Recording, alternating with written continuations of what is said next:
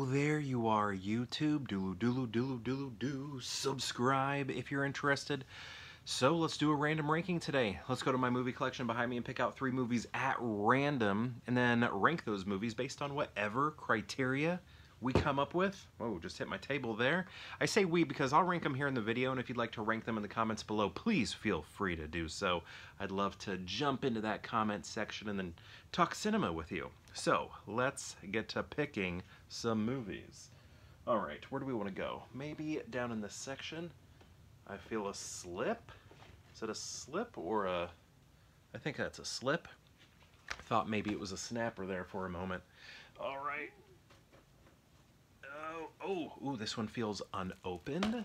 Usually that means it's one of my Fast and Furious movies because I picked all those up like on Black Friday for super cheap, but I haven't like opened a lot of them yet.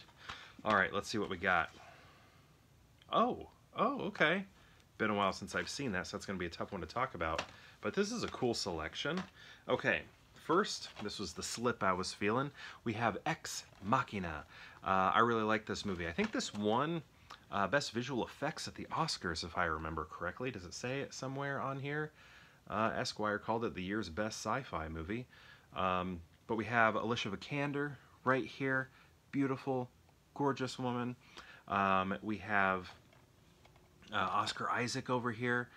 There's a dance in this movie that is just wonderful to watch. The dance is amazing. The colors around them that are lighting this dance, the music, all of it's so good. And then we have that Gleason guy, right?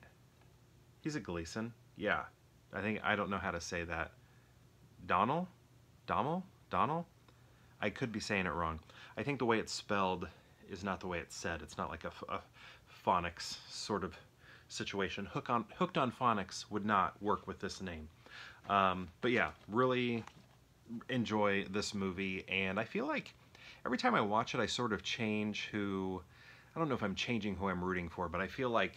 I don't even know if rooting is the right word, but sympathetic, empathetic, those sort of things. Who do I feel bad for? Whose side am I on? That sort of thing. I feel like it's always got my head moving around when I'm watching it. Like, where's my position on this? What do I think about this? I think that says good things about the movie. Next, we have Mallrats, a Kevin Smith movie. I think this was actually the first Kevin Smith movie I saw because I saw Clerks late. Well, yeah, it definitely was, because I think I saw this, then maybe Chasing Amy, and then Clerks. I could be wrong on that. It might have been this, Clerks, and Chasing Amy, but I have a feeling I saw Chasing Amy before I saw Clerks. I feel like my beard is getting thick. It's getting, actually today was kind of cold, but it's getting warm. You know, summer's approaching, and I think I'm going to trim it down, even though my wife really doesn't want me to do that. She likes the beard. But I like the mustache. But anyway, love this. I just felt like I really connected with this movie. Even though I wasn't a comic book reader, I was a superhero fan. Still am a superhero fan. Like the X-Men cartoon show growing up, the Spider-Man one, the Batman one, there was even a Fantastic Four one, and an Iron Man one that came on Sundays. I really enjoyed watching those shows. I enjoyed collecting Marvel cards.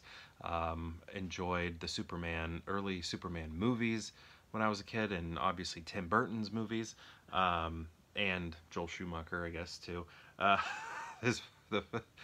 Batman Forever, anyway.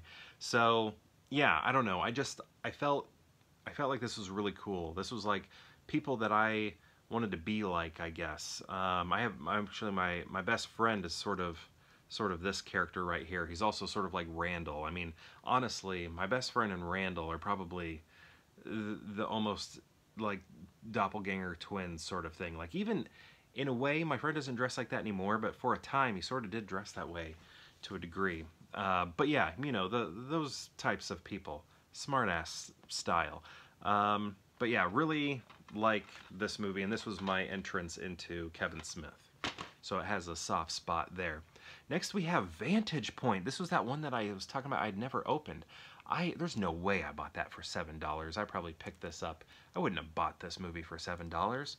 I'm not saying it's a bad movie, but I just don't picture myself thinking I'd buy a DVD for $7. That seems a little steep for me, so I probably picked this up maybe at half-price books. Maybe I did pay $6.99 for it.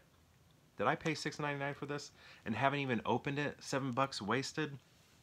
But yeah, I thought this was a good movie. I like seeing, well, this event take place from multiple vantage points. This movie and is it called Source Code? Source Code, I think. I sort of always mix those two movies up. Did they come out around the same time? I know, like, they're not, like, one's sci-fi, and if I remember right, Vantage Point is not, but for some reason I always think of the two of those, because when I pulled this, I was like, Jeffrey Wright is in this, and then I was like, wait, no, Jeffrey Wright's in Source Code. It's called Source Code, right? A little time travel thing on a train. But I do remember enjoying this movie, even though I think I only saw it the one time. I think I saw it in the theater even, and then bought it because I liked it. So maybe I did pay full price, but then never got around to watching it. All right, how are we gonna rank these? Right here, you know, there's a part of me that wants to put Ex Machina up front, but I don't think so. I think I have to go with Mallrats.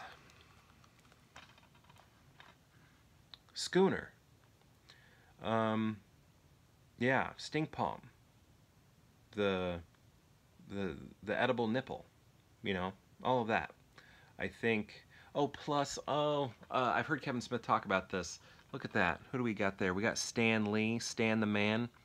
And if you've ever seen George Lucas's American Graffiti, you have, oh, darn it, Wolfman, is that his name? Wolfman Jack, sort of narrating the movie in a way he's not narrating, but he's providing the music of the film, and then we get this moment. You know, he seems larger than life. He's almost like a godlike voice in a way. And then there's a moment where we meet him. And that's sort of what's happening in this movie too. I've heard Kevin talk about that, make the similarities. You know, superheroes everywhere, right? Superheroes, which creates like this godlike existence for them. And then they meet the creator. So I think that's kind of cool. Wolfman Jack's the DJ playing the music in American Graffiti.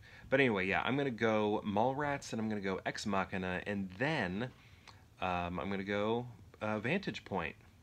So my question to you is, have you seen these movies? And if so, what do you think of them? And if you've seen all three, how would you rank them? I'd love to know. Let me know in the comments below, and perhaps I'll see you tomorrow for more Pure Hangout.